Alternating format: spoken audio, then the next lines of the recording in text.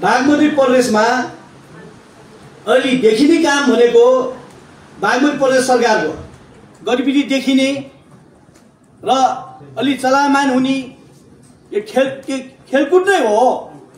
त्यस्तो बुझ्नु पर्यो। मैले भन्दै आइरहेको छु।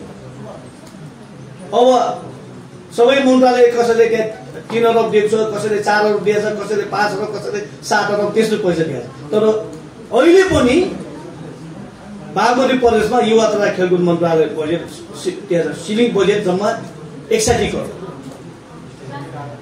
हेर्नुहोस्, त्यसरी खेलकुदलाई अहिले पनि महत्त्व नदिएर त्यो अर्थ मन्त्रालयले सिलिङ दियो। अहिले पनि त्यही के अरे व्यवहारले हेरिरहेछ। त्यसकारण अहिले भनिरहेको छ, बढाइदिनु भन्दा चाहिँ दिन प्रतिदिन कराएको गरेको छु।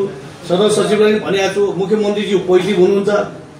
अब अझ त मुख्यमन्त्री पोजिटिभ नभइरहे भए त यहाँ त बागमती प्रदेशमा खेलकुद गतिविधि बनाउनै सकिँदैन। उहाँ पोजिटिभ हुन्छ, उहाँले त्यही भनिसकेपछि बल्ल बजेट हाल्ने।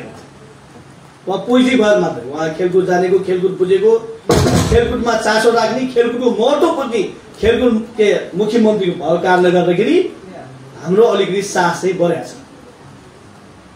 अब फेरि अर्थ मन्त्रीजी फेरि आफ्नै खल्तीको पैसा दिनुपर्ने रहेछ, आफ्नै सम्पत्ति दिनुपर्ने रहेछ, गर्नुहुन्छ फेरि यहाँ समस्या।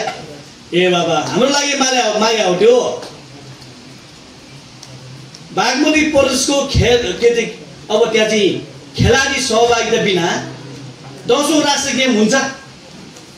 यहाँ सुनिल सर यी हुनुहुन्छ ल, तपाईँ म जाँदाखेरि अर्थमन्त्रीको जवाब कस्तो छ तपाईँ भन्नुहोस्। अब के भन्नुहुन्छ भन्दाखेरि यत्रो खेल किन लानु पर्यो? 35-36 खेल लानु पर्यो।